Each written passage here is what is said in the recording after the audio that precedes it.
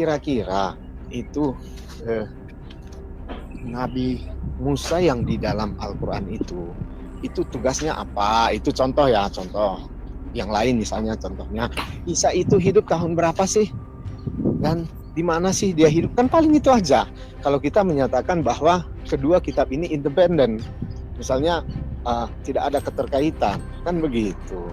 Jadi ketika kita menyatakan tidak setuju dengan alasan apapun, sebenarnya ini sudah memacu ke arah perdebatan yang tidak akan ada ujungnya.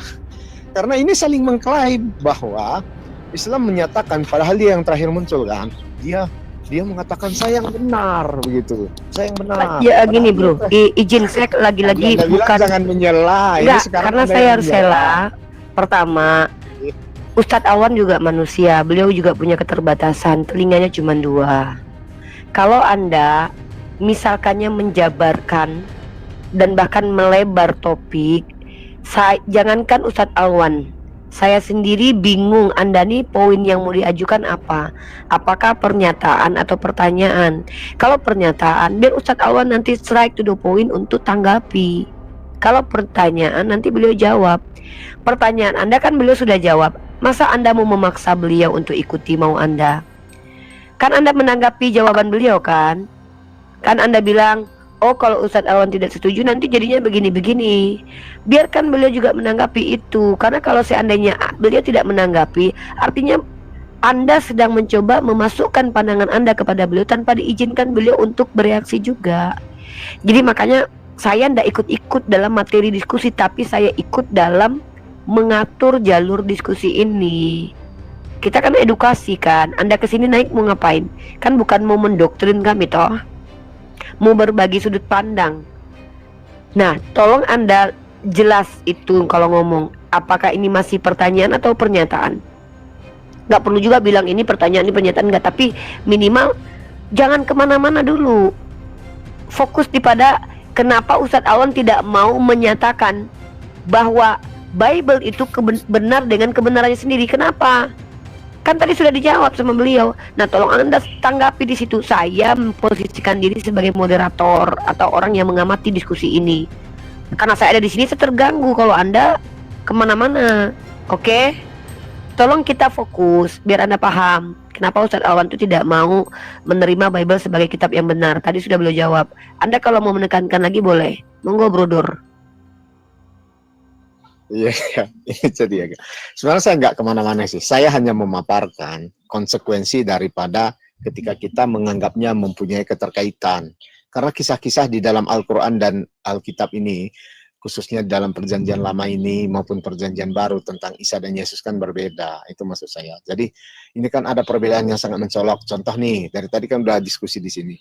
Abraham di dalam Alkitab itu istrinya bukan cuma 2. Sedangkan di dalam Al-Quran kan ada jadi kalau saya mengklaim bahwa saya yang betul, sebentar.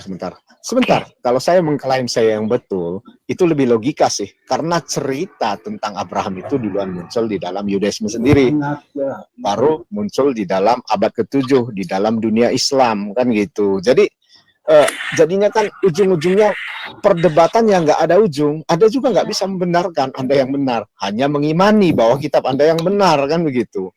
Oke, udah ditangkap poinnya Ustaz. Ini mungkin gini, karena ada 3 poin yang dan mau kemana-mana kamu. Jadi biarkan Ustadz Awan dulu, karena ada hal yang harus diluruskan itu. Silakan Ustadz. Jadi tadi kan kalau kita bicara masalah apakah saya harus mengimani bahwa Bible itu benar juga, Yahudi benar juga, dan kita masing-masing berdiri di pihak kita masing-masing, itu juga tidak menyelesaikan masalah. Dan itu memang tidak mungkin terjadi, karena kalau kita bicara toleransi itu bukan berarti kita harus setuju pada poin yang sama. Kita bisa berdebat, tidak setuju dengan satu hal, lalu kemudian terjadi dialog dan diskusi. Jadi saya tekankan ya, poin di Islam itu bukan masalah kita harus sepakat, tapi kita harus, ketika kita tidak sepakat, ada rules, aturan-aturan yang kita harus jaga gitu, yang kita tidak sampai melampaui batas. Tapi begini ya, agak kita sedikit masuk ke dalam. Saya agak beri contoh lah. Misalnya abang mengatakan yang paling benar menurut saya adalah versi di Bible gitu. Nah, bisa kita uji. Ini dulu pernah saya sama Uni itu kita bahas. Uni, Mikhal itu di perjanjian lama di satu kitab yang sama, kitab Nevi'im, kitab orang Yahudi di dalam Samuel, itu sebenarnya punya anak atau tidak punya anak. Di pasal 6 diceritakan dia tidak punya anak sama sekali. Tiba-tiba diceritakan lagi anaknya 5. Ini yang benar yang mana? Ya, ini satu buku, bahkan satu apa namanya itu, satu kitab yang sama, penulisnya sama, ceritanya beda. Anak dari Absalom misalnya diceritakan ada Tamar yang satu anak perempuan itu diceritakan Tamar yang katanya dia cantik, tapi di cerita yang lain bukan Tamar tapi Maakah. Ini mana yang benar ceritanya? Dan Bible itu penuh dengan seperti ini. Bukan cuma satu, bukan cuma dua, atau yang saya sebutkan barusan, dan banyak sekali cerita-cerita Itu kontradiksi. sebenarnya itu lari. Dikit itu lagi, lari Bang. dari konsep. Dikit lagi. Sebentar, Iya, sebentar. Lari Kalau- dari konsep kita. Iya, nanti Anda Nah, tanggapi ini- kalau ini- beliau lari. Sebentar. Ini Ustaz namanya Alwan ini pemaksaan mengkritik, kehendak, saudaraku. bukan. Ini mengkritik Anda isi tadi Alkitab, mengatakan bukan betul. membandingkan Alkitab dengan Al-Quran. Jadi kita Membuktikan berbicara di alasan. sini, Aduh, bukan saya ini nggak bisa kayak gini. Ini namanya Anda sedang menjajah kami. Sorry, posisi kita harus kita tunjukkan dulu ya. Posisi Ustadz Alwan di sini adalah narasumber, bro. Terima tidak terima, beliau di sini narasumber. Orang yang memberikan jawaban ketika Anda bertanya. Posisi Anda, Anda Ustadz Alwan sama-sama tamu di Komal ini. Tapi saya diberikan kuasa dengan ditunjuk juga sebagai moderator. Saya bisa turunkan dan naikkan siapapun. Saya memposisikan diri sebagai moderator pagi ini karena saya mau mendampingi ustadz-ustadz saya ketika mereka ada di koma. Saya biasanya lebih cenderung menjadi moderator. Saya percayakan kepada beliau untuk menjawab karena saya juga belajar ketika ada beliau di sini. Hargailah, bro. Bukan Anda saja di sini yang mendengarkan jawaban Ustadz Alwan. Saya pribadi pun mendengarkan jawaban-jawaban beliau. Jadi tolong ketika Anda, misalkannya Anda tadi bertanya, Anda posisinya sebenarnya nggak boleh banyak bicara. Karena Anda tidak diizinkan menjelaskan kitab Anda, kecuali Anda memang mengakui saya mau jelasin kitab saya. Tapi Anda mendengarkan jawaban Ustadz Alwan, maka nggak mungkin jawaban lebih pendek daripada pertanyaan. Tolong jangan hipokrit dari tadi. Saya tidak mau berdebat, tapi Anda mendebat Ustadz Alwan. Ustadz Alwan menjelaskan kenapa dia nggak mungkin membenarkan kitab Anda karena di saya sana turun banyak aja lah. kontradiksi. Ini gak sehat nih. Saya turun. Silakan, Terima kasih kalau ya. Anda merasa tidak saya di sini turun, kita tidak butuh Anda kok. Ya, kita tidak pernah memaksa kalian umat Kristen itu hadir untuk kalian tuh tanya jawab dengan kita, enggak, karena ilmu itu bagi yang mau. Kalian itu memang sifatnya begitu. Saya tidak peduli dengan bahas apa yang kau bahas dengan Ustadz Alwan karena saya lagi tidak akan menyikapi. Tapi ketika kalian sudah mulai di sini di Komal Islam dimanapun kalian berada mencoba menjajah Komal Islam, saya orang yang paling keras untuk menolak hal itu. Apalagi di samping Ustadz saya gitu. Ustadz Alwan lagi membuktikan kok kenapa Ustadz Alwan nggak mau menerima kitabmu benar. Kok malah kejang. Lanjut Ustadz. Edukasi aja kita Ustadz. Iya, saya sempurnakan. Makasih banyak loh ini. Kayak terprotected saya di. Oke. Jadi kalau kita bicara tadi ya, saya kasih contoh nih ya, kasih contoh. Jangankan perbedaan Quran dengan Bible misalnya, sehingga kita harus tidak toleran masalah itu. Jadi toleransi itu bukan berarti oh iya kitabmu benar, kitab saya juga benar, kan tidak begitu. Ketika Quran menegaskan bahwasanya kitab kalian itu berisi diskrepensi itu artinya sesuatu teks-teks yang ganjil dan itu dijadikan standarisasi di dalam Al-Quran. Jadi Allah berfirman dalam surat An-Nisa itu ayat ke-80 sekian, afala yatadabbaruna al-Quran. Apakah mereka tidak melihat Quran ini? Walau kana min 'indi ghairillahi lawajadu fihi ikhtilafan katsira. Kalau Quran ini tidak datang dari sisi Allah Subhanahu wa taala, bukan wahyu daripada Allah, pasti didapati diskrepensi banyak di dalamnya. Nah, apa itu diskrepensi? Itu adalah keganjilan-keganjilan dalam cerita, dalam narasi. Saya beri contoh tadi yang Abang tadi agak tidak tahan untuk mendengar, misalnya anak perempuan dari Absalom misalnya. Yang benar itu Ma'akha apa Tamar? Iya kan? Terus Michal itu sebenarnya punya anak apa tidak punya anak? Banyak sekali yang kayak gini contoh-contoh yang kita bisa ambil ya. Mungkin kalau kita duduk dari pagi sampai sore ini atau bahkan naik sampai malam, itu kita ndak habis itu runtutan-runtutan, rentetan-rentetan teks-teks yang semacam itu. Apakah itu tidak cukup sebagai bukti bahwasanya apa yang dikatakan Quran itu benar, bahwa itu tidak terjaga?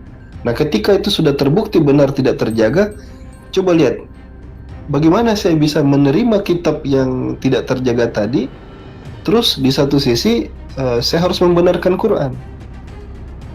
Quran menolak, saya harus menerima, kan jadi tidak masuk di akal. Begitu mungkin ini. Silakan di bernarasi. Oke, baru saya izin masuk. Bismillahirrahmanirrahim. Assalamualaikum warahmatullahi wabarakatuh.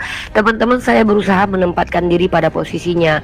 Ketika teman-teman mungkin melihat saya di samping Ustadz Wafi, Ustadz Alwan, Bang Zuma, atau misalkannya Ustadz Tata atau guru-guru saya tidak mau mengambil tempat untuk banyak menjelaskan. Kenapa? Karena saya pun pada saat itu mengambil kesempatan untuk belajar dengan cara mendengarkan. Dan saya akan memposisikan diri jadi moderator. Karena tidak layak bagi saya untuk menimpali guru-guru saya ketika mereka mencoba menjelaskan kepada Anda semua. Nah, kecuali model saya model fighter atau model saya model menjawab kalian, teman-teman nonis. Jadi kalian umat Kristen, gini yang harus kalian pahami ya. Pertama, kami tidak membutuhkan kalian sebenarnya. Maaf ya, keimanan kami ini tidak bersandar kepada kehadiran kalian, tapi kalian adalah salah satu sarana kami berdakwah. Kami tidak butuh, tapi kalian ada itu juga tidak sia-sia, karena tidak ada yang sia-sia dari ciptaan Allah. Artinya begini, room-room yang dibuka oleh umat Islam ini adalah room-room yang tujuannya seharusnya itu adalah edukasi. Apa yang dimaksud dengan edukasi? Kami umat Islam itu sebenarnya harus memprioritaskan untuk menerangkan sisi Islam dengan cara baik. Kan dalilnya kan surah An-Nahl 125 tuh. Ud'u ila sabil rabbika bil hikmah wal mau'izatil hasanah wajadilhum. Nah, wajadilhum ini nanti nih di ketiga, di urutannya ketiga nih. Pertama, ya, kami menyampaikan dulu kebenaran. Kedua, kami menyampaikan dengan cara yang baik, berdiskusi dengan cara baik. Nah, mujadalah ini konsekuensi sebenarnya, ibarat berperang nih. Kalau bisa kita duduk damai untuk bicara, ngapain kita harus baku hantam pakai senjata? Sama, kalau kita bisa diskusi saling teratur dua arah, kenapa kita harus saling berdebat? Maka debat ini adalah konsekuensi dan nanti pilihan terakhir. Sayangnya kalian sering sekali mengajak kami untuk berdebat gitu loh. Itu yang terjadi. Kecuali teman-teman semua Kristen, teman-temanku yang Kristen yang aku hormati, karena kalian ciptaan Allah dan kalian ras manusia, bukan kera. Saya menghormati ras manusia dengan sangat, karena Allah saya ketika Adam diciptakan itu malaikat saja disuruh sujud. Bagaimana mungkin saya yang manusia ini tidak menghormati Adam dan Bani Adam? Ar-rijalu qawwamuna 'alan nisa. Maka kalian kalau di hadapan saya tidak menghargai guru-guru saya, sahabat-sahabat saya atau teman-teman saya akan menghentikan kalian kalau saya punya otoritas. Zolim saya kalau saya tidak menghentikan kalian, yang zolim juga kepada orang-orang yang saya cintai karena Allah. Maka tolong teman-teman Kristen tahu diri. Cukuplah NPD kalian ini selama ini kalian pertontonkan kepada kami, ngaku anak Tuhan padahal manusia, ngaku Yahudi rohani padahal nggak tahu keturunan Fir'aun tak, keturunan Korun tak. Nggak apa-apa, itu hak kalian untuk NPD, tapi jangan di hadapan kami ya. Room ini kami buka bukan untuk menyebarkan kebodohan dan memberikan tempat untuk orang bodoh banyak bicara. Jujur aja begitu. Saya nggak terima kalau itu terjadi. Karena saya berpihak kepada ilmu pengetahuan. Saya mahasiswi soalnya. Nah, jadi kalau kalian adalah orang-orang non-muslim yang, mohon maaf, awam, artinya kalian tidak pernah baca, nggak ngerti apa, sama yang kalian ucapkan aja kalian nggak ngerti, tolong bertanya saja. Mumpung gratis, nggak pakai perpuluhan, nggak bayar masuk uang fakultas. Asik loh, nggak bayar uang bangku, nggak perlu pakai baju alma mater, ketemu gratis loh. Kami kalau saya sama Ustadz Alwan ya, kalau ngedosen ini bayar mahal loh, mendampingi orang bikin skripsi itu mahal juga loh, bayar loh, benar nggak Ustadz? Nah, kita nggak minta uang. Kita gratis meluangkan waktu kita agar tidak terbuang sia-sia di bumi Allah tercinta ini, agar waktu hidup kami ini nggak terbuang. Kami masuk di Qomal-Qomal ini untuk harapan kami bisa mengajak kalian ikut cerdas sebagaimana perintah dalam Al-Quran kami, afala ta'qilun, afala tafakkaru, afala tadabbaru. Malah kalian menjajah kami, nggak bisa. Berdasarkan undang-undang pun penjajahan harus dihapuskan di muka bumi ini. Jadi tahu diri ya teman-teman Kristen. Caranya apa? Kalau nggak punya, nggak ngerti apa-apa, nanya aja. Kalau dijawab jangan bantah dulu. Kalau belum paham, tanyakan lagi. Oh, saya nggak ngerti Ustadz, karena kognisi saya tuh kayaknya mandek banget, kebanyakan makan B2 misalnya. Gitu loh. Tolong dengan sangat, kalian yang naik ke sini akan saya potong kalau kalian itu menunjukkan sisi kehewanan kalian. Begitu. Nah, mungkin Ustadz, kita kajian ini Ustadz, kajian kitab suci Ustadz. Ustadz tadi sedikit menyampaikan terkait tentang adanya kontradiksi parah. Nah, Ustadz ini termasuk orang yang saya jadikan acuan kalau membahas tentang kritik teks ini. Mumpung saya lagi punya buku dan pena, monggo Ustadz, bagi-bagi ilmunya lagi Ustadz. Udah lama aku nggak belajar Ustadz sama Ustadz. Monggo Ustadz. Ya, aduh, sulit ya. Uni sekarang ini posisinya udah lebih paham lah dari saya sekarang. Kalau mau jujur ya. Mungkin beda spesialisasi mungkin atau beda minat tepatnya. Jadi karena tadi standar Quran itu satajidu fi ikhtilafan katsira, saya jadikan itu sebagai standar bahwa menilai sebuah kitab suci itu memang mau tidak mau wajib, lazim, harus kita lihat ini benar ndak ini dari Allah Subhanahu wa Ta'ala, dari Sang Pencipta atau bukan. Soalnya kan setiap kata yang ditulis di sana, setiap pesan, setiap pengajaran itu akan kita terima terima benar-benar. Kemarin ada diskusi Uni ya, katanya gini kan, kalau mohon maaf ya, di dalam Bible itu kan dipastikan bahwa kalau dia sudah menikah, dia cerai itu tidak boleh kawin lagi misalnya. Atau misalnya seseorang wanita dia sudah dapat suami yang taruhlah, sebenarnya anunya Zakir Naik dengan seorang perempuan sih, saya lihat videonya gitu, dia bilang dia lebih suka dengan konsep di dalam Bible yang nikah satu kali habis itu sudah selamanya gitu. Kata Zakir Naik, gimana kalau misalnya kamu matamu hitam setiap saat gitu karena habis dipukulin tiap hari gitu, apakah itu tidak jadi bentuk kezoliman? Terus bagaimana kalau misalnya kamu suamimu main judi terus mabuk-mabukan tiap hari, main perempuan tiap hari? Nah, alhasil dia jadi berpikir kembali kan, bertanya-tanya. Nah, saya melihatnya lebih jauh. Saya melihatnya beberapa orang itu bahkan menjawab, nggak apa-apa, saya akan pikul salib, saya akan terima dengan konsekuensi dia jadi pilihan saya, ini sudah pilihan Tuhan gitu. Semua itu nongseng kalau kata orang Belanda, ya nggak? Sebenarnya kan kalau secara normatif itu orang berpikir ya, oh, kok dia mau seperti itu. Tapi karena doktrin tadi itu berasal dari sumber buku bacaan tadi, maka menurut saya pribadi, inilah standar yang harus dikuliti sebenarnya. Dipastikan benar tidak dia datangnya dari Tuhan Sang Pencipta Alam. Nah, Allah memberikan ketegasan itu, bahwa kalau itu datangnya dari Allah Subhanahu wa Ta'ala, tidak mungkin nih isinya itu begini. Nah, itu mungkin Uni standarnya. Tapi kalau Uni mau detail-detailnya, Uni lebih paham lah. Kalau zaman sekarang Uni udah lebih paham. Silakan Uni. Enggak, ini pujian nih bagi saya. Udah bilang ya, dikatakan pintar sama orang bodoh itu bukan pujian, tapi dikatakan pintar dan mengerti sama orang yang lebih paham itu baru pujian. Jadi kalau ada yang bilang saya pintar atau ngerti itu Ustadz Alwan yang bilang ya, bukan aku. Jadi gini teman-teman ya. Jadi saya serius kok, enggak bohong.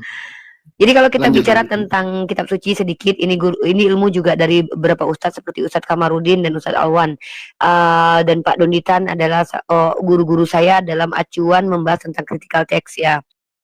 Nah, kalau kita bicara tentang critical text ini, kita mengkritisi tekstual teman-teman ya, bukan bacaan. Ini perlu dipahami secara esensi nih.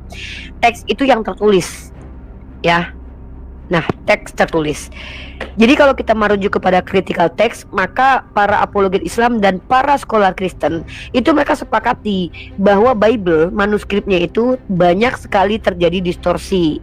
Apa distorsinya? Distorsi itu beragam, yang disebut dengan kerusakan ya. Distorsi itu rusak teman-teman ya.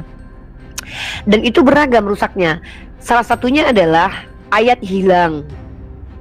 Ayat hilang maksudnya apa? Di dalam manuskrip awal ayatnya tidak ada, tapi tiba-tiba di Bible-nya yang terkanon yang sudah diterjemahkan tiba-tiba menjelma menjadi ayat.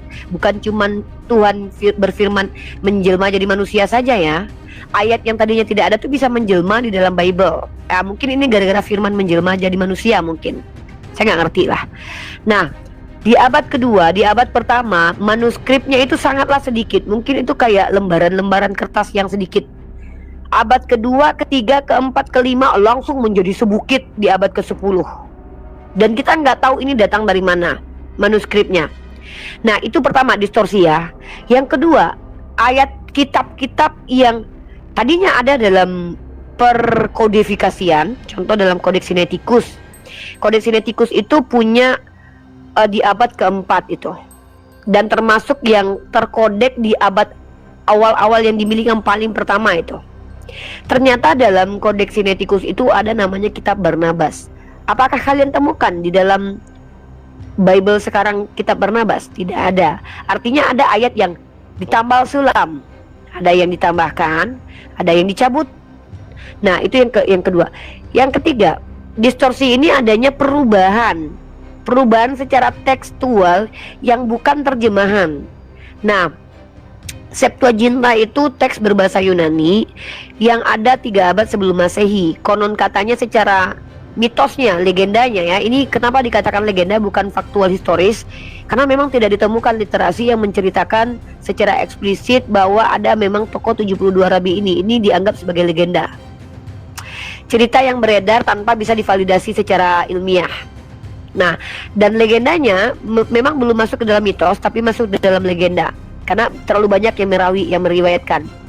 Nah, ini dikatakan bahwa Raja Ptolemy mengumpulkan 72 orang rabi Yahudi untuk menerjemahkan kitab berbahasa Ibrani ke dalam bahasa Yunani. Ini akan menimbulkan masalah. Pertama, apakah kredibel orang-orang ini? Bisa nggak bahasa Yunani orang ini sehingga dia layak untuk menerjemahkan? Atau orang ini betul-betul rabi nggak? Atau jangan-jangan ODGJ lagi? Ini nggak bisa diteliti. Kenapa? Karena memang tidak tahu siapa Rabi Yahudi itu ke-72 itu. Kita nggak dapat di mana-mana literaturnya. Ya kalau ada ya berbagilah sini. Biar saya juga punya catatan baru gitu loh. Ya, udah bertahun-tahun saya nggak menemukan. Terus yang terakhir, sebenarnya banyak ya distorsinya. Kemudian bukan hanya sekedar tambal sulam, kemudian ayat yang hilang, kemudian diselewengkan. Bahkan ada yang memang betul-betul kesengajaan atau terjemahan yang salah. Seperti Musa yang dibuat patungnya oleh Michelangelo, itu dibuat dia bertanduk. Ternyata gara-gara terjemahan Vulgata itu salah menerjemahkan kata bercahaya menjadi bertanduk. Parah. Bible cetak dengan Bible online itu banyak berbeda. Bayangkan loh, cetak dan olehnya beda. Kata Yonatan Purnomo bahkan terjemahannya memiliki 6.000 kesalahan terjemahan. Kacau ini agama. Bahkan baru dikatakan sama Yonatan Purnomo, oh Codex Sinaiticus tidak kanon. Apa nggak berantakan ini agama? Sumber literasi tentang agamanya aja udah berantakan. Nah, ini yang tidak terjadi di Al-Quran. Gitu loh. Ya. Nah, jadi tolong buat teman-temanku yang Kristen tahu diri lah. Kalau mau bertanya, ilmu kami ini kami beli dengan harga mahal. Saya sampai jauh-jauh ke Ternate untuk kuliah di UMU loh. Ya. FDL di mute dulu. Nah, jadi tolong ya, ini udah ada pengikut Kristus atau orang Kristen di sini. Kita temanya tentang kitab suci. Kita nggak mau melebar kemana-mana. Jadi kita tidak terima kalau kalian membahas sesuatu yang di luar itu kecuali Ustadz Awan bersedia untuk menjawab. Beliau berhak untuk menerima atau tidak. Silakan. Di sini sudah ada salah satu, ya boleh dikatakan kalau klasifikasi ini udah mulai ke ini sih. Kalau aku sih gelang ungu sih. Kenapa aku bilang pengikut Kristus ini atau si Ferry Sawa ini gelang ungu? Ya karena dari dulu nggak ada sedikit peningkatan apapun dari cara diskusinya gitu. Silakan, Ferry Sawa. Bertanya aja ya, karena kamu nggak punya kapasitas menjelaskan, kamu hanya punya hak menjawab, bertanya saja. Selamat pagi ya, menjelang siang. Pagi. Jadi sebetulnya Kalau Anda bilang kitab kami tidak betul, ya, bukan kitab suci. Justru Al-Qur'anmu itu membenarkan Taurat dan Injil. Ya, itu satu. Yang kedua, kamu harus juga belajar ya kepada Aduh, Prof. Munir jangan Syir. memberikan nasihat. Saya lagi nggak mau terima nasihat dari orang Kristen. Yang berhak kenapa? memberi nasihat itu adalah ustadz saya. Pertama, kalau terkait Munir Syiri, saya nggak mau belajar sama dia karena dia itu belajarnya sama orientalis, pembenci Islam. Mohon maaf ya Peri, masa kamu ngajarin saya? Memang Gitu, kenyataannya Ferry. Al-Qur'anmu juga cuma ngutip. Ferry mau Ya. mau diskusi atau mau curhat? Saya mau Saya kasih kamu hak sebagai orang yang lebih berkuasa daripada Yesus di Komal ini untuk kamu bertanya saja. Sanggup nggak? Oke, saya bertanya, Kalau nggak ya. sanggup silakan Oke, mengundurkan diri, Ferry. Oke, Kan saya gampang. bertanya, boleh saya bertanya? Memang kan Boleh saya saya tadi bertanya? bilang kan begitu, hak kamu cuma bertanya aja. Gimana sih, Ferry? Melawak United ni udah kelihatan goblok ya kan. Sulit ya mendengarkan bahasa Indonesia dari Bunda Saya. Gembala. Oke, Pertanyaan Silakan. saya. haknya orang Kristen hanya bertanya saja, bukan menjelaskan, apalagi menasehati. Nggak punya hak kamu. Ya, silakan. Oke, pertanyaan saya. Tunjukkan satu ayat Allah SVT pernah berfirman kepada Muhammad. Itu aja. Oke, itu bukan pertanyaan ya, tapi itu permintaan. Oke, Ustadz Awan mau dijawab, Ustadz? Itu Itu hak Ustadz. itu pertanyaan. Aduh, Ferry, ya ampun. Itu memerintahkan Aku orang, Ustaz karena kau Ferry. tolol nggak tahu bodoh, tolol. Waduh, bahasa Yesus keluar nih. Kalau Roh Kudus sudah merasuki tubuh manusia jadi begini ya. Betul. Sudah kelihatan muslim. Udah diam dulu, Ferry. Dia ini janda ini, nanti di Iya, nanti janda sama janda Allahnya. memang. Ya, jadi teman-teman, kalau teman-teman menyaksikan bagaimana kalau kita menyembah manusia berkelamin tuh jadinya begini. Pertama, tidak ada ketenangan dalam bicara, nggak berani open cam. menyerang Iya, pembicaraan. karena alammu itu semua dientot itu janda, yang dikawini semua janda, 9 itu janda. Mm-mm. Nah, teman-teman, Tanya, saya buat. ya, jadi teman-teman, kenapa saya tidak membuang contoh tadi? Hati-hati teman-teman. Mungkin gara-gara menyembah kepada manusia berpenis, jadi pikirannya itu ya hanya selangkangan saja. Nauzubillah min dzalik. Ya, jangan ya teman-teman, Babat. orang-orang yang ketika kita dulu Ferry lagi ngomong, Ferry, Bunda Gembala lagi ngomong. Tolong ya anak-anak serigala, ular buludak, santai dulu lah. Sarapan dulu, tarik napas dulu, minum teh, baru tenang. Iya. Kencing unta aja. Iya, kencing onta lebih berharga daripada racun ya, Peri. Sabar ya, Peri. Ini Ustadz Awan mau jawab loh, Peri. Kan kamu tadi nanya. Ustadz mau dijawab perintahnya si mau ditanggapi perintah dan komandonya si Peri ini atau gimana, Ustadz? Karena dia memerintah tadi, Ustadz, bukan bertanya, Ustadz. Tunjukkan katanya. Itu pertanyaan Diam dulu. Itu tunjukkan itu bukan. kepada Muhammad. Ustadz saya ini adalah orang kayaknya nih yang yang kayak gini spesialisasinya Uni deh. iya, kayaknya nih. memang saya itu Bunda Silakan Gembala. silakan ini Saya turun dulu, saya dibatasi, silakan. Ustadz. Saya turun dulu, saya dibatasi akunnya. Oh. Ayo Alman. Beda loh. Satu dalil Pak. itu berfirman kepada Muhammad. Ada tidak? Bedakan pertanyaan sama permohonan. Anda memohon loh, meminta loh. Tunjukkan, berarti kan meminta kepada kamu. Boleh bertanya, apakah ada di Al-Quran bahwa berguna baru? Kami jawab ini permintaan lah, minta tunjukkan. Ustaz gimana? Saya pertama saya minta maaf dulu kepada antum baik. Gimana tadi Kang Budak Angon? Enggak, Pertanyaan. saya harus minta maaf kepada antum tadi. Saya nggak ngelihat, kalau saya lagi narasi, saya nggak kurang lihat HP ya. Saya narasi aja. Antum apa? Maksudnya gimana itu pertanyaannya tadi? Dia mempertanyakan, tunjukkan, katanya gitu ya, permintaan itu. Tunjukkan bahwa Muhammad berbicara dengan Allah. Itu sih permintaan. Yang pertama, kalau kami ini sebenarnya begini ya, saya biasa diskusi yang tidak stylenya tidak seperti ini. Jadi saya serahkan ke Uni saja. Uni sama sekali Ya, Ustadz. akan anggap enteng pertanyaan ini. Silakan Uni. Oke. Oke, biar saya buka cam dulu ya. Ini buat teman-teman Kristen. Saya tahu bahwa ketika melihat wajah saya ini ada beberapa yang mempengaruhi kalian. Mungkin kalian terlalu birahian. Ya, mungkin karena wajah saya terlalu manis ya. Ini saya padahal berusaha untuk tidak memanis-maniskan wajah loh. Jadi kalian birahian. Sehingga roh Tuhan dalam diri kalian itu keluar meronta-ronta gitu. Sampai-sampai menyerang pribadi saya, tidak menanggapi dan tidak. Padahal saya kan di sini kan moderator tadinya. Kenapa sih kawan-kawan Kristen mentang-mentang dalam lubang hidungnya ada Tuhan yang ternyata adalah setan di lubang hidung saya, kok kesurupan Tuhan di sini? Jangan ya. Oke, lanjut. Jadi pertanyaan dari si Ferry tadi, bahwa Al-Quran itu kan membenarkan Taurat, Zabur, Injil. Gini loh ya kawan-kawan Kristen, jangan kegeeran lah. Nggak ada satupun ulama kami, ustadz kami, kiai kami, nabi kami mengajarkan bahwa yang disebut dengan Taurat, Zabur, Injil itu adalah kitab Ester, kitab Kejadian, kitab Bilangan, kitab Ulangan, kitab Matius. Nggak ada. Karena Taurat, Zabur, Injil itu adalah wahyu kepada para nabi yang sudah tidak ada lagi. Ya kenapa lah, kan masanya udah lewat. Nabinya aja udah nggak ada lagi. Dan kami bukan Israel, Bani Israel. Kalau mau tanya mana kitab Torah asli, tanya Bani Israel lah, mereka yang menghilangkan kok. Orang tabut Tuhan aja yang dibawa Musa ketika setelah menasehati Tuhan kalian yang galau gundah gulana waktu dia mau membunuh Bani Israel itu kok. Kan waktu dia mau menyiksa Bani Israel gara-gara membuat patung anak sapi kan. Kan dia curhat sama Musa di kitab kalian. Dia bertanya, izinkanlah, biarkanlah aku murka kepada mereka. Dinasehatin sama Musa, berubah pikiran Tuhan kalian waktu itu. Nah waktu itu dibawalah lo batu sama Musa. Lo batu itu aja nggak ketemu. Dimana mau bicara tentang kitabnya? Udah nggak ada. Jadi janganlah kalian itu memaksakan diri untuk kami ini ikut-ikutan berpikirnya seperti kalian. Mana ada kami ini percaya Taurat, Zabur, Injil itu adalah Bible yang kalian pegang sekarang. Enggak ya Dek, jangan paksa ya. Oke.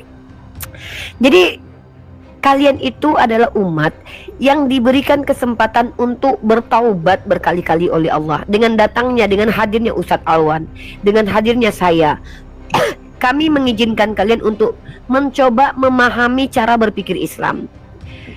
Jangan kalian paksakan cara berpikir kalian kepada kami. Mari kita masuk ke dalam kajiannya. Nih saya kasih ilustrasi.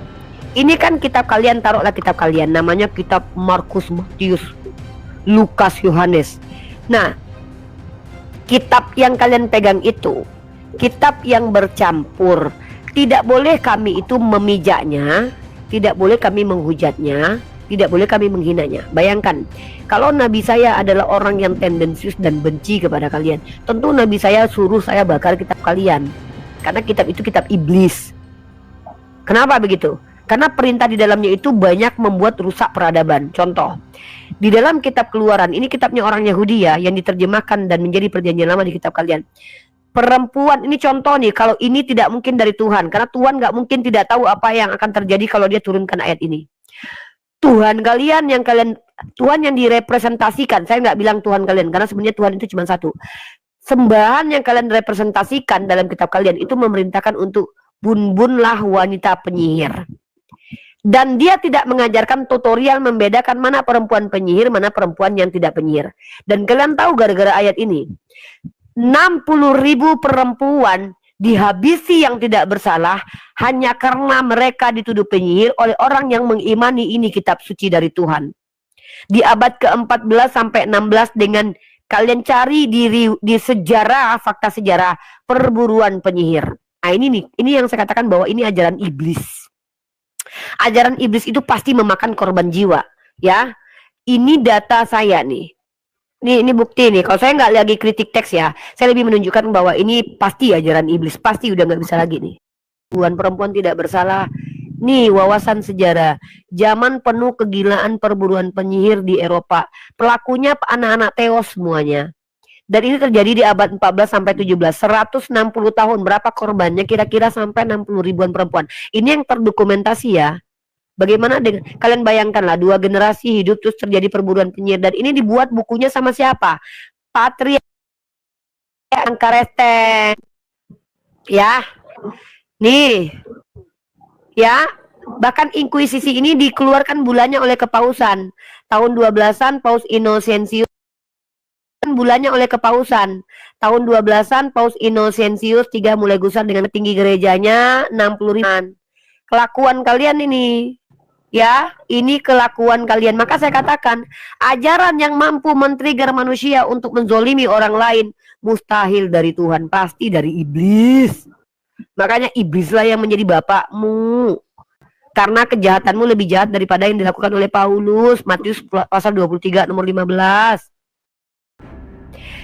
Matius pasal 23 nomor 15 itu Yesus nih, kalau kalian nih, saya nggak percaya ya bahwa itu perkataan Yesus karena saya belum bisa membuktikannya. Tapi kalian kan percaya kalau itu perkataan Yesus. Kalaupun kalian percaya, kalau kalian jujur dengan isi kitab itu, apa kata si tokoh yang bernama Yesus di situ? Matius pasal 23 nomor 15. Celakalah orang-orang Farisi, ahli Taurat, yang mengajarkan agamanya, menyeberang lautan, menjelajah daratan, dan mentaubatkan satu orang menjadi pengikut agamanya. Dan ternyata yang mengikuti si penyesat ini lebih jahat daripada penyesat ini. Kalau kita merujuk pada tunjukkan satu agama yang datang dari orang Farisi, ahli Taurat, yang kemudian berbeda dengan Yesus, kecuali Kristen, nggak ada lagi. Siapa ahli Taurat dan Farisi yang mengajarkan agamanya menjelajah lautan dan menyeberang daratan?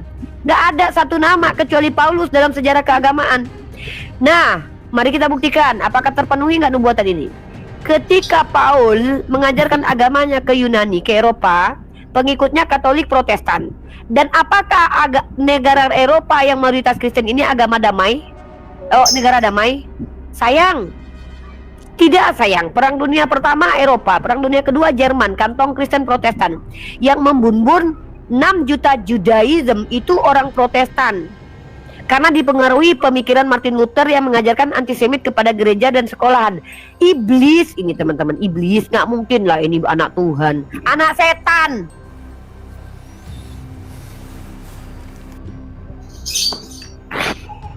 Ya, gitu kalau diskusi itu. Pertama tekstual, kedua kontekstual, ketiga baru faktual. Buktikan secara dalil, ada dalilnya, disuruh bun-bun penyihir. Kedua, secara kontekstual, ayat ini adalah perintah dari Tuhan kepada satu kaum.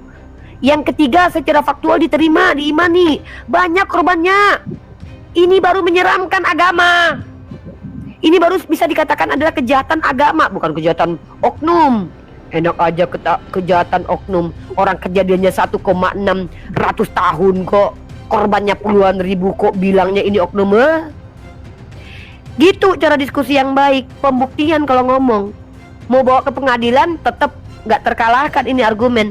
Nah ini ya kenapa banyak orang yang mencoba melaporkan Unirifa ke penjara. Kenapa? Semakin Unirifa ini bebas berbicara, semakin hancur gereja. Terbukti aib agamanya dibongkar sama Unirifa. Unirifa tuh sebenarnya sayang sama kalian loh teman-teman Kristen. Tobatlah kalian ya. Udahlah makan bakwan 3 ngakunya 1.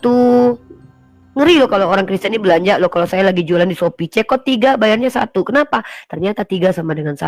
Gimana ini nggak merusak peradaban? Apalagi Ustadz Awan tuh pernah nunjukin buku Inkuisisi loh. Iya kan Ustadz? Iya. Memang inkuisisi gereja itu kan dibilang dark age kan, era kegelapan gereja. Dan di saat itu jangankan penyihir nih, nerjemahin Bible aja ke bahasa lain dibakar. Bahkan invention, penemuan alat-alat pembunuhan itu sadis sekali kan. Kayak pernah lihat penggilingan babi guling itu ya? Iya, Ada aduh kayak aku gitu. yang Ada. aku nangis itu Ustadz, yang ada kayak segitiga kan yang tajam itu, terus perempuannya diletakin di atas, terus kakinya dikasih pemberat. Jadi lama-lama dia kayak ke bawah, jadi dipotongnya pelan-pelan sampai dia di mana nanti dia mati gitu kan. Dan aku nggak bisa bayangkan ada orang yang bisa mengeluarkan cara menyiksa dengan sedemikian keji ini keluar dari manusia yang ngakunya adalah anak-anak Tuhan gitu loh. Mungkin catatan saya, Uni mungkin bagusnya ngomong bukan kalimat saya, tapi kata mersion. Oh iya, kata mersion. Dan Jadi, yang lanjut Ustadz. Jadi mersion itu kan dengan ada tulisan mersion itu, dia tulis Tuhan barbar, Tuhan tidak punya prekemanusiaan. Itu mersion. Oh Bapak iya gereja dari betul Sinope, ya. betul. Itu di abad kedua kan Ustadz? Abad ke-1 menjelang akhir. Abad 1 menjelang akhir. Menjelang abad kedua kayaknya. Dan kalau tidak salah yang saya baca literaturnya, yang mengkanon Bible itu pertama kali itu dia. Mersion ya, betul. Jadi orang-orang Kristen ini Mersion punya dari Sinope. Nah. Iya. Dan dia yang mengatakan ajaran dia yang berkembang saat ini, dan orang-orang Marsion itu masih ada Ustadz, beberapa orang seperti Boruni yang mengatakan bahwa Tuhan di perjanjian lama itu iblis, bukan Tuhan. Banyak ya, betul. Jadi ada banyak sekali kelompok-kelompok yang mengikuti. Jadi gini, juntrungan kekristenan denominasi itu kan banyak sekali. Ada banyak sekali, dan setiap itu punya versi modernnya ada. Termasuk Marsion juga ada versi modernnya. Betul. Gitu. Oke. Dan oke, silakan. Ada tamu Ustadz, izin ya Ustadz, maaf Ustadz. Ini saudara kita Kristen, di sini saya sebagai pemilik otoritas, sebagai moderator akan memperbaiki pola diskusi di mana saya berada ya. Saya tidak memberi tempat penghujat, dan saya tidak mengizinkan kalian teman-temanku Kristen yang kucintai ini, misalnya kalian ini tidak mengerti dengan agama kalian atau agama kami, kalian hanya punya hak bertanya saja. Tapi kalau kalian ingin menjelaskan, kami kasih kesempatan. Dengan catatan kalian tunjukkan data literasi yang kalian bawa untuk bicara. Kalau kami bisa tunjukkan itu. Mungkin ini ada saudara kita Kristian ini. Saya sapa dulu, Kristian Sembiring. Agamanya pastinya apa, brother? Kristen. Oke, Kristen. Oke, silakan ambil hak Anda. Bentar. Boleh. Saya bertanya. Bentar, bro. Memang di sini kalian, bentar, aduh. Iya. Tapi saya bertanya. Oke, silahkan bawa data biar saya bawa data. Oke. Bro, bentar bro. Izin. Sorry, handphone saya tadi hang. Oke. Bro. Silahkan. Kan saya sudah bilang, coba dengarkan perkataan saya baik-baik ya. Anda kan minta naik ke sini, lalu kami izinkan, betul? Maka ketika Anda sudah berada di sekitar kami, maka Anda ikut aturan Komal ini. Saya memberikan aturan bahwa yang boleh menjelaskan agama atau ilmu adalah orang yang memang sudah punya kapasitas menjelaskan. Kalau Anda mengklaim bahwa Anda punya kapasitas, maka tolong Anda buka cam. Ya, nih. Kalau tidak bisa buka cam, Anda hanya diizinkan bertanya saja. Dan tidak diizinkan untuk menjadi majikan. Boleh saya bertanya? Kan memang bertanya saja di sini, bukan ngatur-ngatur kami, nyuruh-nyuruh kami, nggak boleh nyuruh-nyuruh ya. Bertanya saja, silakan. Boleh. Boleh, silakan. Ada saya bertanya sama umat Muslim, ya. Itu Muhammad menyuruh orang kencing onta. Sedangkan kita melalui akal sehat itu, apa kita boleh minum kencing hewan tersebut? Silakan monggo dijawab. Oke, Ustadz mau jawab? Silakan Uni. Oke, terima kasih karena saya telah diberikan izin sama Ustadz saya untuk menjawab. Kristian Sembiring, saya mencoba menjawab pertanyaan Anda. Pertama, Nabi Muhammad itu mengizinkan minum kencing onta untuk pengobatan. Yang mana ini sudah dilakukan beratus-ratus tahun oleh orang Yahudi, Romawi, Mesir kuno. Bahkan Nabi Muhammad itu tidak nyuruh minum kencing manusia. Sementara orang Romawi, Yahudi kuno, orang Mesir kuno untuk pengobatannya yang disebut dengan uroterapi itu meminum kencing manusia. Dan bahkan tahun-tahun 2003, 2002 ya kalau nggak salah Kiki Fatmala itu meninggalnya kapan lupa. Seorang murtadin bernama Kiki Fatmala meminum kencingnya sendiri untuk membuat dia lebih awet muda. Apakah secara akal sehat itu tidak benar? Maka kalau kamu katakan itu tidak benar secara akal sehat, iya saya akui minum kencing manusia itu termasuk yang tidak berakal. Karena masih banyak pengobatan yang lain. Ini sudah di tahun 2025. Tapi di zaman Rasulullah itu belum ada paramek, belum ada tolak angin. Maka diizinkan mencampur kencing onta dan tidak berdosa kalau itu dijadikan obat. Bukan diperintahkan kami tiap hari minum kencing onta 3 kali sehari, tidak. Apakah secara akal masuk? Ya masuk. Karena telah dipraktekkan oleh banyak peradaban untuk pengobatan itu menggunakan air seni. Salah satunya adalah air kencing onta. Berbeda dengan orang-orang Kristen yang sama sekali tidak pernah dilarang makan tai dan makan minum kencing manusia. Aturan agama kita beda, bro. Di Kristen tidak ada aturan mana makanan halal, mana halal, mana haram. Kalian kalau bisa makan kipas angin, kalian diizinkan kok. Nggak berdosa sama Tuhan kalian. Bahkan kalau kalian makan daging mayat mama kalian, kalau kalian pengen itu nggak berdosa, nggak ada larangannya. Jadi secara akal tentu Islam ini agama yang masuk akal, ada toleransi, ada pengizinan. Tuhan yang benar itu bukan Tuhan yang hukum aja, tapi juga ada solusi dari Tuhan tersebut. Maka Allah Subhanahu wa taala memberikan solusi. Kalau seandainya kami sakit, tidak ada tolak angin, kami berada di padang gurun yang ada cuma onta, maka masih bisa berobat. Caranya minum susu onta dicampur dengan air seninya sedikit. Maka kemudian kami berobat dengan itu, dan itu tidak dimasukkan ke neraka, gak dihukum sama Tuhannya. Beda sama Kristen, upah dosa adalah maut. Dosa sedikit aja langsung masuk neraka, mati. Tapi tiba-tiba Tuhannya tebus diri, ini kan lucu. Begitu saudaraku, secara akal sehat tentu diterima, karena ternyata secara medis diakui bahwa ternyata air seni onta itu menghilangkan sel kanker dalam tubuh. Bahkan masuk ke dalam data akademik itu. Silakan. Uni saya tambahkan sedikit bisa Uni. Silakan Ustadz. Jadi ada kajian yang pernah saya dengar langsung dari mungkin yang lebih paham dari kita, dia di Sapiens Institute, dia jelaskan bahwasanya mereka ini lebih banyak fokus kepada riwayat-riwayat. Jadi kerap kali kencing onta ini dijadikan sebagai satire ya kepada umat Islam gitu. Ini nih, kalian disuruh minum kencing onta gitu. Padahal dalam penjelasan riwayat, kalau kita baca riwayat hadisnya secara utuh ya, kawan-kawan, kerap kali banyak riwayat-riwayat itu dipelintir sedemikian rupa sehingga orang tidak paham konteks dan isinya itu seperti apa sebenarnya. Nah, saya kasih kesimpulan aja, mempercepat biar Uni bisa lanjutkan diskusinya. Jadi ketika bangsa orang-orang itu datang karena musimnya beda, urf tradisi daripada orang itu, orang-orang Mekah, Madinah, dan daerah Jazirah Arab pada masa itu, ada kebiasaan yang dipakai untuk mencampur susu dengan kencingnya. Itu dijadikan sebagai obat. Dan Uni tadi sudah sebutkan, banyak tradisi-tradisi masyarakat yang kita kadang-kadang kita nggak habis pikir tradisi itu dia pakai untuk mengobati ya. Kadang-kadang pakai daun ini, campur daun ini, ada bahkan kencing manusia diminum sendiri. Itu kita dengar di masyarakat. Di Arab juga kondisinya masa itu.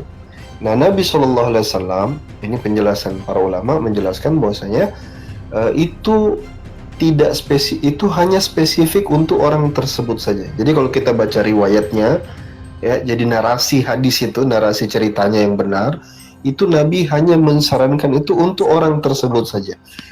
Tahu dulu konteksnya. Pertama, mereka ini adalah satu, bukan orang baik, ya, bukan orang baik.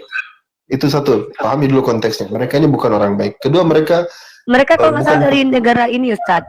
Mereka berasal dari akun Bunda Gembala ini akun saya ya, Bang Kucang Onyet ya.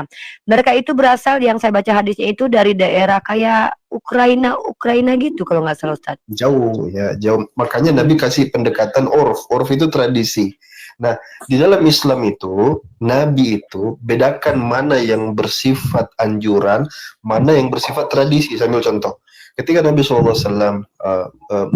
menyuruh mengawinkan kurma, Nabi katakan, antum a'lamu bi umurid dunyakum. Jadi kamu untuk urusan dunia, kamu tuh lebih tahu perkara tanaman, ini apa semua. Rasulullah kan lebih fokus ke agama. Jadi kalau kita cari anjuran, ya umatku, minum air kencing onta, campurkan susu, itu kita tidak akan temukan itu. Itu tidak ada perintah-perintah kayak gitu. Jadi it's only specific time, specific person. Hanya pada masa itu, dan hanya untuk orang tertentu saja. Dan lagi pula itu bukan umatnya itu. Nanti sembuh tadi ya. Cuman qadarallahnya itu nih, setelah dia minum itu sembuh juga. Nah, itu pertanyaannya. Makanya maksud saya gini loh, kita bedakan apakah dia berkhasiat apa tidak. Ya, tapi ini kita harus pahami betul, tradisi minum kencing onta dengan susu itu tradisi Arab, tradisinya sama seperti kita di Indonesia. Ini setiap suku, setiap kampung itu punya tradisi obat-obat daerah. Nah, ini obat daerah bukan spesifik, bukan di Nabi bilang, umatku bikin obat begini, enggak. Jadi dia ini anjuran untuk orang tertentu. Saya pernah juga dengar penjelasan langsung dari Muhammad Hijab, dia juga menyampaikan hal yang sama. This only for specific person, specific community, specific time. Jadi waktu tertentu, orang tertentu, jadi pada setiap masa ada orangnya, setiap orang ada masanya, kira-kira kayak gitulah. Jadi bukan untuk seluruh umat. Tambahan aja, silakan. Ya, kalau saya sudah cukup jawabannya. Christian, Silakan dilanjutkan pertanyaan selanjutnya ya. Anda tidak dibenarkan menyanggah Oke, menjadi oke. pelibata. Boleh kan yang kedua, pertanyaan kedua, boleh kan? 1001 pertanyaan boleh Anda Oke, oke. berikan. Itu kan bilang kan kencing onta itu kan berasihan. Betul? Apa? Yang kalian bilang tadi kan barusan kalian jelaskan sama saya, itu kan kencing onta kan sudah diakui di seluruh negara. Di Enggak, saya Amerika enggak ngerti. Serikat. Enggak ada Itu itu kan tadi, begitu. itu kan tadi. Bukan, ini loh. Makanya dengar baik-baik. Saya luruskan ya. Yang saya bilang itu air kencing manusia ini sudah air kencing manusia Enggak, loh ya. itu menurut Bro, Pak bentar Ustadz bro. tadi. Ini saya kasih data Halo Sehat dulu bro ya. Bentar izin ya bro ya. Oke, Gini, oke. Anda paham atau tidak paham itu bukan menjadi tanggung jawab kami lagi ya. Paham. Bro dengarkan baik-baik ya bro. Di sini saya memberikan fakta dan data dari Halo Sehat sendiri, salah satu situs kesehatan yang memang mengakui bahwa terapi urin dengan minum kencing manusia ini sudah menjadi tradisi berabad-abad lalu. Artinya sudah banyak manusia yang mempraktekkan. Nah, Islam justru tidak mengajarkan ini. Bahkan untuk orang yang sudah terbiasa melakukan ini secara tradisi, bukannya umat Nabi Muhammad, orang yang pada waktu itu dari Ukraina, saya punya hadisnya kok itu ya. Mereka ini dianjurkan minum ini supaya mereka berobat. Artinya bukan minum air kencingnya aja, enggak. Mencampurkan. Ngerti enggak mencampurkan? Dicampurkan untuk apa? Supaya mereka itu bisa bertahan di suhu Madinah. Ya, pahami itu. Terapi urin namanya. Nah, dalam situs yang juga saya punya, dan saya belum bisa cari karena terlalu banyak data saya. Ternyata setelah diteliti secara medis, air seni onta itu memang banyak khasiatnya. Salah satunya menghilangkan sel kanker. Coba di mute dulu, ya. Itu salah satu khasiatnya. Artinya, pertama Nabi Muhammad tidak menganjurkan sesuatu yang berbahaya, justru malah sembuh orangnya. Kedua, kalau itu adalah perintah, maka wajib kami lakukan. Tapi ini bukan perintah dan bukan kepada umatnya Nabi Muhammad, tetapi kepada orang-orang yang dijelaskan sama Ustadz Awan menggunakan konteks hadis tersebut. Itu untuk orang yang datang dari luar Madinah. Dia bukan orang Madinah, dia datang dari luar Madinah. Dia sakit, diberikanlah cara berobat karena belum ada tolak angin waktu itu. Mungkin kalau ada tolak angin Rasulullah kan suruh minum tolak angin itu, ya. Nah, yang ada pada waktu itu supaya dia nggak mati, selamat, disuruh minum air susu onta. Tapi biar sehat dicampur sama air seni onta. Artinya diizinkan, dibolehkan. Tidak berdosa dia kalau dia minum kencing onta tuh nggak berdosa. Paham ya? Mamtri di mute dulu ya. Nah, sekarang apa pertanyaan selanjutnya? Apa Ustadz? Lalu Ustadz? Oke. Gimana Ustaz? Bentar Ustadz Awan tadi buka cam. Bentar, ke mute lagi. Ya, bentar dulu ya. Begini saya tambahkan. Makanya gini, kalau kita ditanya bagaimana hukumnya, bisa di cross check lah pandangan-pandangan para ulama ya. Para ulama itu setahu saya, apalagi kita ini mayoritas Syafi'i, itu menganggap itu kencingnya itu najis. Hukumnya najis. Makanya kita memang harus bedakan khususiyah dalam perkara riwayat ini. Apakah ini anjuran? Bukan. Apakah ini perintah Nabi? Bukan. Apakah Nabi anjurkan, ya umatku minum begini? Nggak ada. Itu spesifik time untuk orang tertentu. Kalau itu anjuran Nabi, kan aneh ulama mengharamkan. Jadi ada beberapa pandangan para ulama. Ada ulama yang mengharamkan Ustaz. Diharamkan. Sama Masya Allah. Nah, jadi kita jangan gegabah mengartikan. Maksud saya gini kawan-kawan Kristen ya. Kalau kalian tidak mengerti Islam dengan baik, jangan satir gitu loh. Satir itu pada hal-hal yang kalian kuasai, kalian mengerti gitu. Itu aja nih, silakan. Oke, ilmu baru ya. Jujur kalau saya ini pandangan ulama yang banyak ini memang belum tercover sama saya karena belum saya baca banyak riwayat. Nah, tetapi kembali lagi bahwa kami tidak diperintahkan, tidak ada dalilnya, wahai umatku minumlah kencing onta, itu tidak ada. Dan bahkan gini loh ya, di Islam itu kami diperintahkan untuk berakal. Maksudnya afaletakilun. Kalau konteks, bahkan dalam Islam sendiri di Al-Quran tertulis makan babi itu bisa dibolehkan kalau ada beberapa situasi kondisi. Tapi hukum awalnya itu haram gitu loh. Hukum yang diberikan Allah haram. Jadi kami tuh tahu gitu loh, bukan orang yang datang ke Mekah ambil kencing unta terus minum. Makanya saya bingung gitu kalau ada orang yang melakukan itu tuh, saya malah bingung. Kenapa gitu loh? Apakah ada Rasulullah katakan, wahai umatku, minumlah kencing unta supaya kalian sehat? Yang setahu saya bahkan sunnah-sunnah yang diajarkan Rasulullah itu adalah sunnah-sunnah yang tidak merepotkan, seperti tidur miring ke kanan, minum sambil duduk. Itu sunnah-sunnah yang diajarkan Rasulullah gitu. Jadi kami ini bukan orang yang, mohon maaf teman-teman Kristen, kami itu punya aturan. Tingkatan aturan pun bisa menjadi wajib, bisa menjadi haram, bisa menjadi sunnah, bisa menjadi makruh. Nah, apalagi kami juga punya ulama yang menjelaskan tentang hadis tersebut. Kalau Ustadz Awan tadi bilang ada ulama yang mengatakan bahwa itu menjadi haram, kemudian ya itu pendapat para ulama, dan kami ini aman ketika kami mengikuti para ulama karena kami bukan ulama. Jadi mohon kalian dengan sangat teman-teman Kristen, kalau sudah dijawab jangan paksakan pandangan kalian yang keliru kepada kami, karena nanti kalau saya sudah mulai komparasi nanti menyakitkan nanti.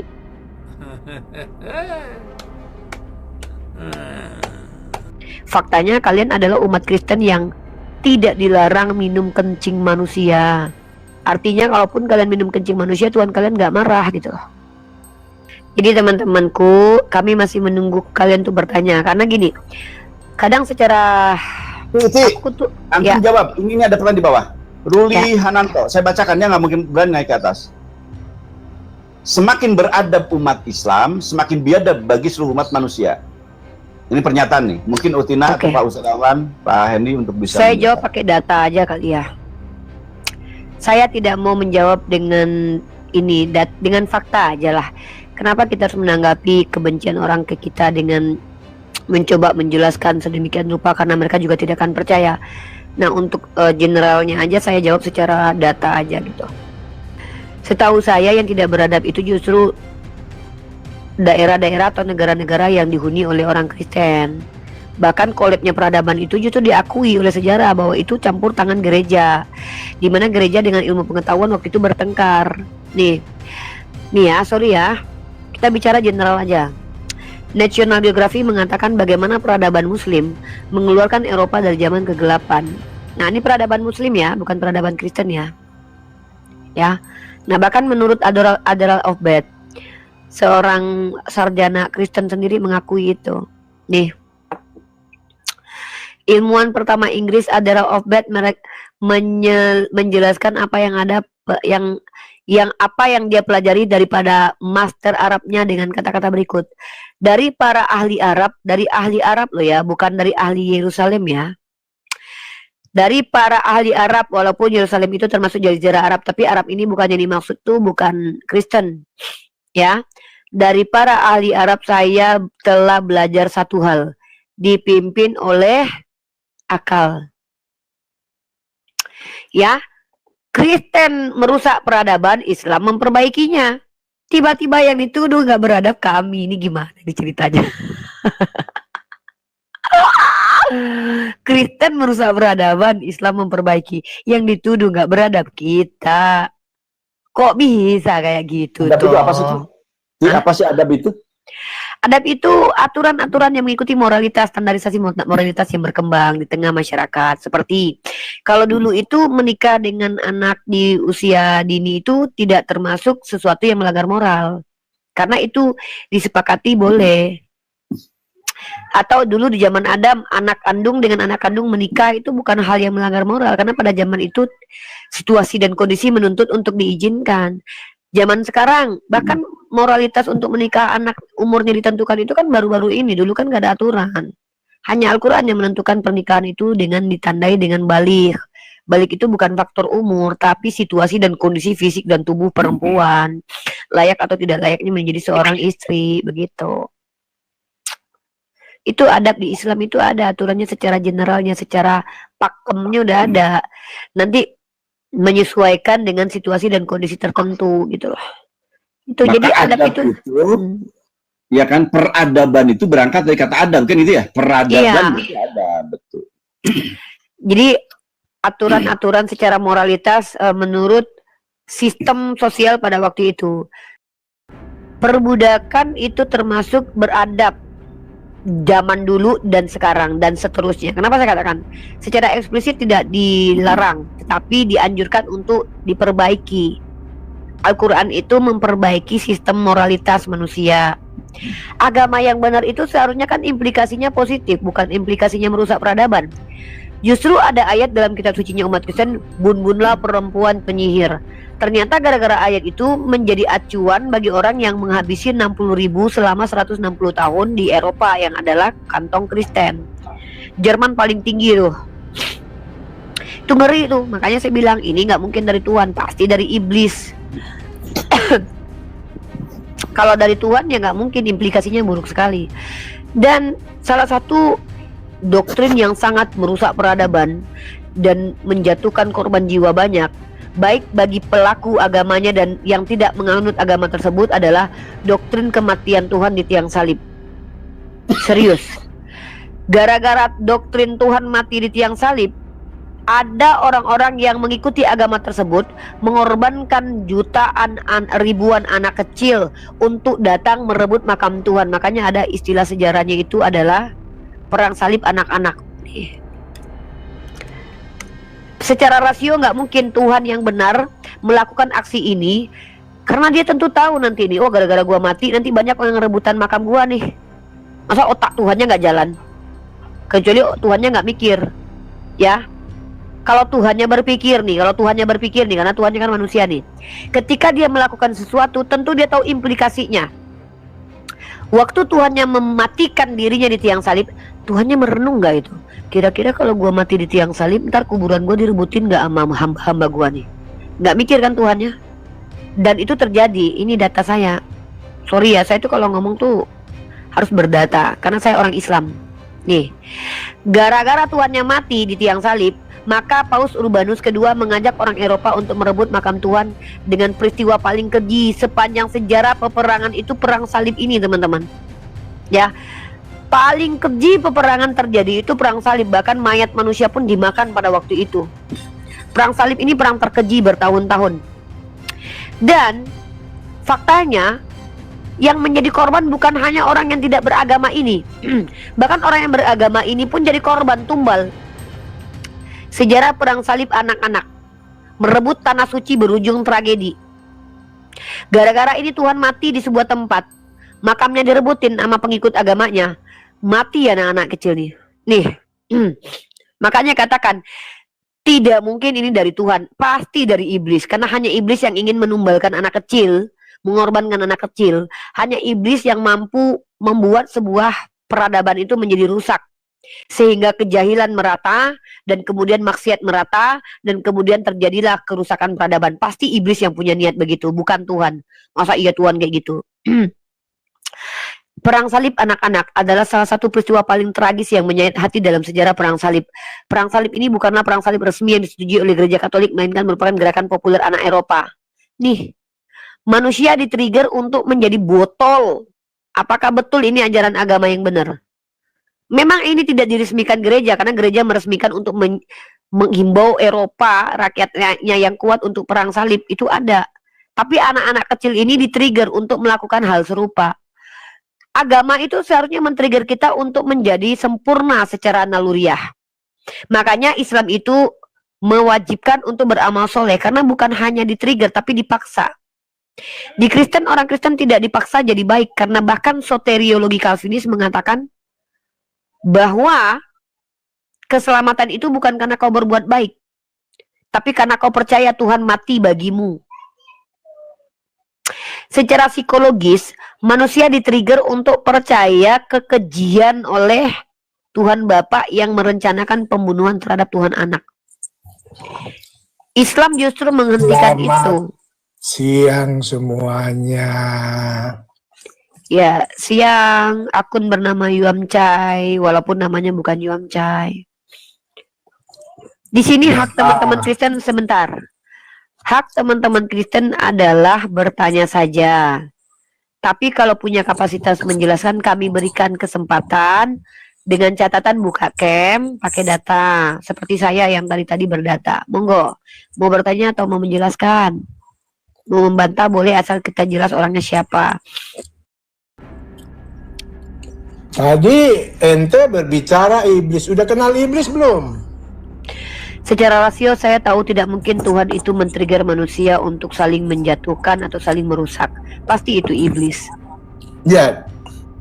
Ya, Matius 16 21 sampai 23. Yesus katakan yang menolak penyaliban itu iblis. Kok salah gitu di Yohanes 8:37 yang menerima menginginkan penyaliban adalah iblis. Mana yang benar ini? Ya, yang menolak Coba. penyaliban. Ya Allah udah. menolak penyaliban enggak? Enggak lah, Allah tidak menolak penyaliban kok. Ya, Allah terus? menyatakan betul ada penyaliban, tapi yang disalib itu bukan Nabi Oh, Isa nih. betul ada penyaliban. Iya betul. Ya itu kan fakta sejarah. Gimana sih? Katanya Nih. bisa diangkat. Iya kan yang kami tolak siapa yang disalib bukan penyalibannya. Beda Nah, loh terus ya. Profesor Dr. Bentar Menasem dulu. Ali menyatakan yang disalib bisa. Iya Kira-kira bentar gimana dulu. tuh? Nggak ada itu. Saya kenal beliau kok. Ya dia Ya, kan kok bohong lah. kenal beliau ini ada video. Bentar dulu. Mentang-mentang kamu Kristen tidak boleh tidak apa-apa berbohong dalam segala hal. Loh, Gantian Islam dulu. tiga hal. Iya kami 3 hal. Kalau kamu kan dalam segala hal. Boleh saya Kalau Kristen nggak boleh. aturannya di sini Kristen cuma bertanya bukan menyatakan Oke, karena saya kebanyakan bertanya Kristen banyak ya. berbohong. Udah tadi sudah saya jawab pertanyaan kamu tadi. Udah ya, satu dulu. Pertama Kristen itu banyak berbohong. Bukti-buktinya di video-video kita. Yang kedua Kristen ini adalah orang yang selalu melecehkan kitab sucinya. Ya, selalu membantah perkataan Yesus. Aduh diam dulu lah bro. Saya kalau bicara itu kan pakai bukti. Saya nih ngomong nih, saya pakai Bicara data. pakai bukti ya, siapa? Iya kamu berbohong, saya tahu itu.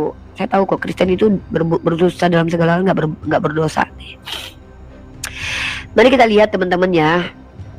Mungkin kawan kita ini mau mengatakan Yesus itu kontradiksi dengan dirinya sendiri. Mungkin saya nggak tahu lah ya. Mungkin dia mau mengatakan Yesus itu pembohong, tapi nggak bisa di hadapan saya menuduh Tuhannya orang Kristen berbohong. Kamu baca Yohanes pasal 8 nomor 37 baik-baik. Nah, aku tahu bahwa kamu adalah keturunan Abraham, tapi kamu berusaha untuk membunuh aku. Karena firmanku tidak beroleh tempat di dalam kamu. Apa yang kulihat dari Bapa itulah yang kukatakan, dan demikian juga kamu perbuat tentang apa yang kamu dengar dari Bapamu. Jawab mereka kepadanya, Bapa kami ialah Abraham. Kata Yesus kepada mereka, jikalau sekiranya kamu anak-anak Abraham, tentulah kamu mengerjakan pekerjaan yang dikerjakan oleh Abraham. Tetapi yang kamu kerjakan ialah berusaha membunuh aku. Aku seorang yang mengatakan kebenaran kepadamu, yaitu kebenaran yang kudengar dan Theos. Pekerjaan yang demikian tidak dikerjakan oleh Abraham. Kamu mengerjakan pekerjaan bapakmu sendiri. Jawab Yesus kepada mereka, Bapa kami adalah Allah. Kata Yesus kepada mereka, jikalau Allah nih, jikalau Theos nih, jikalau Theos adalah bapakmu, kamu akan mengasihi aku. Jadi yang mengasihi Yesus, Nabi Isa itu hanyalah orang-orang yang menyembah kepada Tuhan yang benar. Kalau Allah adalah bapakmu, wahai orang Kristen, kamu akan mengasihi Yesus, malah bukan menikmati kematiannya. Sebab aku keluar dan datang dari Theos, dan aku datang bukan atas kehendakku sendiri, melainkan dialah yang mengutus aku. Apakah sebabnya kamu tidak mengerti bahasaku? Sebab kamu tidak dapat menangkap firmanku. Iblislah yang menjadi bapakmu, dan kamu ingin melakukan keinginan-keinginanmu. Bapakmu ialah pembunuh manusia. Ya, jadi jelas di situ secara tekstual, baik pun kontekstual, Yesus menjelaskan orang-orang yang ingin menghabisi nyawanya bapaknya iblis. Sedangkan orang-orang yang ingin menghabisi nyawanya bapaknya iblis, apalagi kalian Kristen yang menikmati kematian dia, tentu kalian levelnya lebih tinggi daripada iblis gitu. Silakan, apa data yang mau kamu buka? Silakan. Yesus menyatakan iblislah bapakmu. Buka data. Yohanes 8. Saya tidak mendengarkan data. Yohanes 8:44. Iya, terus buka. Wahyu 2 ayat 9. Buka data, saya buka lo, open cam lo. Buka data. Saya buka ya. Iya. Sorry saya harus tegas ya kepada soalnya orang Saya Kristen memang banyak harus telinganya tegas bermasalah. ya. Kamu lihat Ya. ini. Iblislah bapamu. Yesus berbicara kepada orang Yahudi ini. Kenapa? Mereka ini menolak Yesus sama dengan Muslim. Muslim itu Tuh, Yahudi kok kali melintir? dua. Kok melintir Nah, sih? terus kemudian Kok di situ menolak? Bukan, di situ orang yang ingin membunuh Yesus. Makanya mereka dikatakan pembunuh sejak semula. Tuhan yang menginginkan kematian orang benar itu iblis. Jemaat iblis itu adalah jemaat iblis itu orang yang ngaku Yahudi rohani padahal bukan Yahudi. Itu Kristen. Kalian kan ngaku Yahudi rohani, kata Paulus. Gimana sih? Kalian kan ngaku-ngakunya Yahudi rohani, gimana sih Kristen? Waduh, ini kok ayat buat dirinya sendiri nih. Malah mempermalukan agamanya sendiri loh. Yahudi rohani itu kan selama ini ngaku Kristen. Mana pernah kami ngaku Yahudi? Haram jadah kami ngaku-ngaku Yahudi. Apa sih ini? Bibelnya sendiri dipelintir loh teman-teman. Udah ketakutan. Loh kok Ya, takut? kamu tahu nggak iblis itu menimbulkan permusuhan dan kebencian. Al-Maidah 64. Dia memberi rasa takut, teror. Ali Imran 151, An-Nafal 12. Udah diam, kamu tuh agamamu aja kamu nggak berhak jelaskan kok agama saya mau kamu. Dia kenapa takut? Buka Katanya mulut. iblis. Ya, jadi ciri-ciri Kristen itu adalah kitabnya dipelintir. Kitabnya sendiri loh dipelintir.